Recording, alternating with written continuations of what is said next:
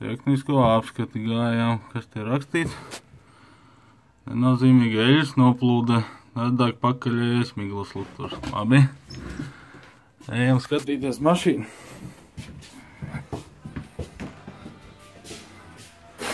Labi, miglas lukturs. Tas tā kā būtu sataisīts. Skatāmies, noņemam riteni. Mēs redzam. Bremžu trūbiņu. Nedaudz ieplaisājas. Apskatē nav neko redzējuši. Labi. Ejam pie otras. Skatāmies. Nu, šī trūbiņa ir mums galīgi pārplīsus. Cilvēks ir palicis bez bremzēm. Tā kā, nu,